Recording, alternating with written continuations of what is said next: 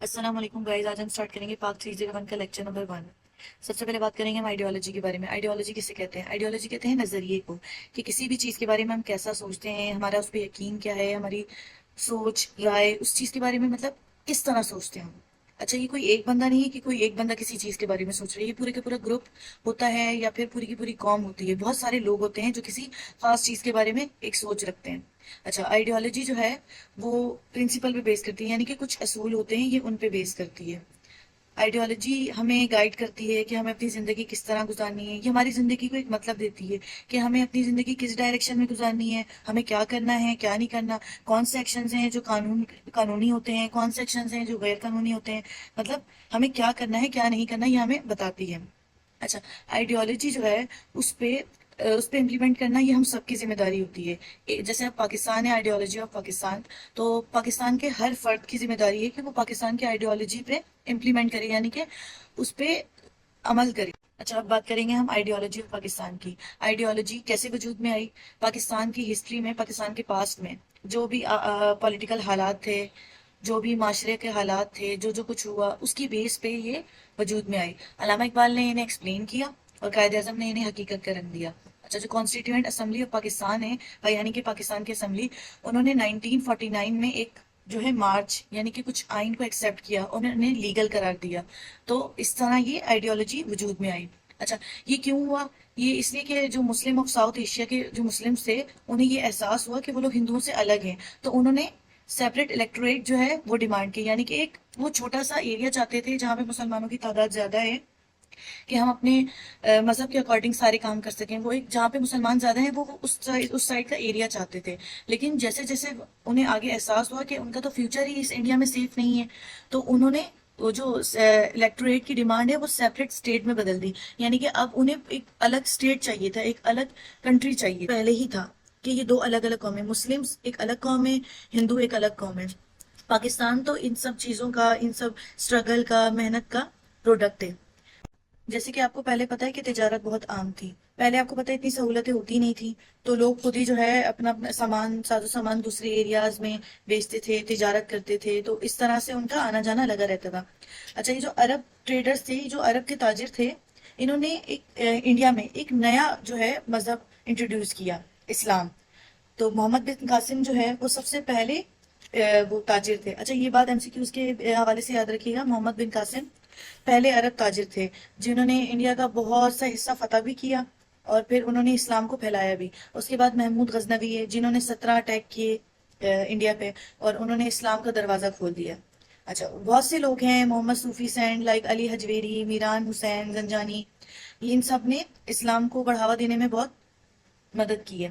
اس کے بعد قطب الدین ایبک ہیں، جنہوں نے مسلمز کے طور طریقے، اچھا وہ جو پہلے مغل بادشاہ تھے، سلطنت وغیرہ، ان کے طور طریقے، ان کے رواج وغیرہ انٹروڈیوس کروائے۔ اچھا، مسلمز کو انڈین کبھی بھی ایکسیپٹ نہیں کر رہے تھے، یہ بات مطلب پہلے مارچ کی گئی تھی، دین الہی، بختی موومنٹ، اس طرح کی تحریکیں چلی تھیں، جس میں مسلمز کو یہ آئیڈیا ہو گیا تھا کہ ہندو انہیں کبھی بھی ایکسیپٹ نہیں کریں گے ایز اے مسلمز۔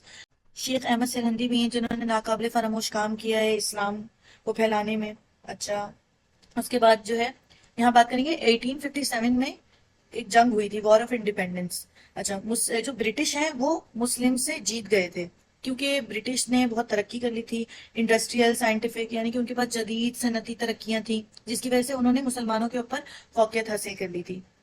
اچھا، وہ جو 1857 میں جنگ ہوئی تھی، اس کا ذمہ دار برٹش جو ہے وہ مسلمانوں کو ٹھہراتے تھے کہ مسلمانوں نے ان کے ساتھ دغا کیا ہے، دھوکہ دیا ہے۔ اچھا، یہ بات برٹش کے دماغ میں ڈالی، ہندوؤں نے تھی، تو یہ ایک مین وجہ تھی جس کی وجہ سے مسلمانوں کو برٹش کے سامنے کمتر ظاہر کیا جا رہا تھا، اور یہ ہندوؤں کی ایک سازش تھی۔ سر سید احمد خان نے مسلمانوں کو بیدار کیا، جگایا، کیونکہ اس وقت جو ہے برٹش کی لینگویج انگلش تھی اور مسلمان جو ہیں وہ اردو میں بات کرتے تھے، تو دونوں میں کوئی کانورزیشن ہی نہیں ہوتی تھی، دونوں میں کوئی بات چیت کا ذریعہ ہی نہیں تھا، تو اس طرح سے ان کے بیچ میں غلط فہمیاں بڑھتی گئیں، کوئی کلیئر کرنے والا بھی نہیں تھا، کیونکہ لینگویج سیم نہیں تھی۔ تو سر سید احمد خان نے اس میں بہت اہم کردار ادا کیا ہے، انہوں نے مسلمانوں کو گائیڈ کیا کہ ہمیں اگر لڑنا ہے اپنے لیے تو ہمیں ایجوکیشنل وے میں لڑنا پڑے گا، ہمیں تعلیم حاصل کرنی پڑے گی ان کی، اور ہمیں گرومنگ کی ضرورت ہے۔ سید احمد خان کی جو علی گڑھ تحریک ہے، جو بہت ہی فیمس تحریک ہے، وہ مسلمانوں کے لیے بہت کارآمد ثابت ہوئی۔ اچھا، ان 1885 میں انڈین نیشنل کانگریس بنی۔ اچھا، یہ جو انڈین نیشنل کانگریس بنی تھی، سر سید احمد خان نے منع کیا تھا اسے جوائن کرنے سے، کیونکہ سر سید احمد خان یہ والی بات جانتے تھے کہ یہ ویسے تو نام کے طور پر انڈین نیشنل کانگریس یعنی کہ انڈیا میں جتنے بھی رہنے والے لوگ ہیں ان سب کے لیے ہے، لیکن بظاہر دیکھا جائے تو یہ صرف انڈینس کے لیے تھی، ہندوؤں کے لیے تھی، مسلمانوں کے لیے بالکل نہیں تھی، ان کے رائٹس کے لیے، ان کے حقوق کے لیے بالکل بھی نہیں تھی۔ اور یہ جو ہے برٹش کے اگینسٹ یوز کرنے کے لیے جو ہے کانگریس تھی، برٹش کے خلاف۔ تو سر سید احمد خان نے مسلمانوں کو یہ جوائن کرنے سے منع کیا کہ ہم برٹش کے خلاف ان کا کوئی ساتھ نہیں دیں گے۔ اچھا، اس کے بعد مسلمانوں کے رائٹس کے لیے آل انڈیا مسلم لیگ بنی تھی 1906۔ اچھا، یہ جو ایئرز ہیں یہ ایم سی کیوز کے حوالے سے بہت ہی امپورٹنٹ ہے، اور یہ جو ہائی لائٹڈ لائنس ہیں، سینٹینسز ہیں، اس میں جو کچھ بھی یہ ایم سی کیوز اور شارٹ کوشچنس کے لیے بہت ہی امپورٹنٹ ہے، تو آپ اسے ریڈ کر لیجئے گا لیکچرز لینے کے بعد ایک بار دوبارہ۔ یہ مسلم لیگ بنی 1906 میں۔ اچھا، اس کا مقصد، یہ ڈھاکہ میں بنی، اس کا مقصد کیا تھا کہ یہ برٹش کو اس بات کا یقین دلانا کہ مسلمان ان کے ساتھ لائل ہیں، ان کے ساتھ وفادار ہیں، ان کے ساتھ جو ہے ان کے خلاف کوئی ایکشنز نہیں لے رہے، نہ کوئی سازش کر رہے ہیں، کیونکہ یہی ایک طریقہ تھا کہ ان کی نظر میں اچھے بننے کا۔ ظاہر سی بات ہے، ہم برٹش کے انڈر تھے،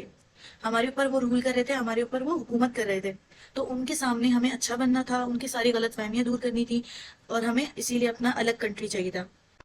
اس کے بعد ہم بات کرتے ہیں کہ جو مسلمز تھے نا، وہ یہ بات کہتے تھے کہ ہم دو الگ الگ کمیونٹی یا فرقے نہیں ہیں، ہم پوری کی پوری دو الگ قوم ہیں، ہماری ہر چیز ڈیفرنٹ ہے، ہماری ہسٹری ڈیفرنٹ ہے، ہمارے جو ہے کلچر ڈیفرنٹ ہے، ہمارے رسم، ہمارے رسومات، طریقہ کار۔ اچھا، مذہب، سب سے بڑی بات یہ ہے کہ ہمارا مذہب ڈیفرنٹ ہے، ہمارے آئیڈیاز ڈیفرنٹ ہیں، ہمارے ماننے والے ڈیفرنٹ ہیں۔ تو اس وجہ سے یہ نہیں کہ صرف فرقہ الگ ہے، یہ پوری کی پوری ایک قوم ہے جو بالکل الگ ہے، جن کی ہر چیز الگ ہے۔ یہی سب سے بڑی جو وجہ تھی وہ اسلام تھا، اور اسلام ہی ٹو نیشن تھیوری کی وجہ ہے۔ اسلام پاکستان کے معرض وجود میں آنے کی سب سے بڑی اور اہم وجہ ہے۔ ٹو نیشن تھیوری کی مین کاز جو ہے وہ مذہب ہے، اور جو ٹو نیشن تھیوری ہے وہ پاکستان کی بیس ہے، یعنی کہ اس بیس پہ پاکستان جو ہے نا آزاد ہوا ہے۔ اچھا، اس کے بعد جو ہے مسلمز ہیں نا، انہوں نے اپنے حقوق اور پھر کچھ گارنٹی جو ہے تب اس طرح سے کہ وہ چاہتے تھے کہ ہمیں گارنٹی دی جائے، ہمیں ہمارے حقوق دیے جائیں، ہمیں ایکویلٹی دی جائے، یعنی کہ جو وہاں پر سیٹس ہیں سرکاری بیسس پہ ان میں ان کو بھی حصہ دیا جائے، انہیں جابس دی جائیں، پروٹیکشن دی جائے، یہ سب کچھ وہ چاہتے تھے۔ لیکن جب انہوں نے یہ نوٹس کیا کہ نہ تو ہندو اور نہ ہی برٹش ان کے اوپر دھیان دے رہے ہیں، نہ انہیں کوئی گارنٹی دے رہے ہیں، تو انہوں نے اپنی جو ڈیمانڈ ہے وہ چینج کر دی کہ انہیں اب الگ اسٹیٹ چاہیے، انہیں ایک الگ کنٹری چاہیے، اور یہ سب چیزیں جو ہے ٹو نیشن تھیوری کی بیس ہے۔ اچھا، اس کے بعد ہم ہندی اردو کنٹروورسی کے بارے میں بات کرتے ہیں۔ 1857 میں سب سے میجر، سب سے بڑا ایشو جو ہے وہ ہندی اردو کنٹروورسی آیا۔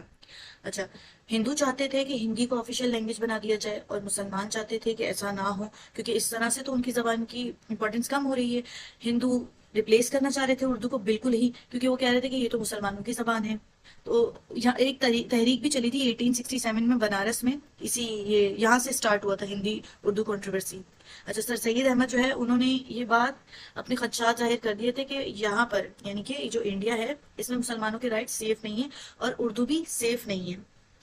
بہت جگہوں پہ، بہت آفیسز میں اردو کو ریپلیس کر دیا گیا تھا، ہندی کو عام کر دیا گیا تھا۔ ایک وجہ یہ بھی تھی بڑی، جو مسلمانوں کے اندر یہ سینس آیا کہ ہم لوگ الگ ہیں، کہ انہوں نے ہمیں الگ تصور کیا ہوا ہے، وہ ہماری زبان تک نہیں بولنا چاہتے، وہ آفیسز میں بھی ہماری زبان جو ہے نہیں بولنا چاہتے۔ تو وجہ یہ تھی، جو مسلمان تھے وہ بس یہ چاہتے تھے کہ ہمیں ہمارے رائٹس دیے جائیں، ہمارے حقوق دیے جائیں، ہمیں برابری دی جائے، ہمیں ایک جیسا ٹریٹ کیا جائے۔ یہ کچھ اصول تھے جو کہ مطلب تھے، کچھ پرنسپل تھے جو مسلمان چاہتے تھے کہ ہمیں سیم رائٹ، یعنی کہ آفیسز میں اگر جاب ہے تو اس میں ہندوؤں کو پرائیورٹی دی جا رہی تھی، وہ کہہ رہے تھے اگر جیسے انہیں دی جا رہی ہے ویسے ہمیں ایکویلٹی ہونی چاہیے، ہر چیز کی بیس پہ، مذہب کی بیس پہ بھی ایکویلٹی ہونی چاہیے، کاسٹ کی بیس پہ بھی، مطلب ہر چیز پہ ایکویلٹی ہونی چاہیے، اور ہر کسی کو اپنے اپنے مذہب کی آزادی ہونی چاہیے کہ وہ اپنی مرضی سے جو ہے اپنے عبادات کر سکیں، اپنی عبادت گاہوں میں جا سکیں، اور مسلمانوں کو فریڈم دی جائے، اور انہیں اپنی جو ہے مطابق زندگی گزارنی دی جائے، جس طرح کہ ان کا مذہب انہیں ہدایت دیتا ہے اور انہیں آگاہ کرتا ہے۔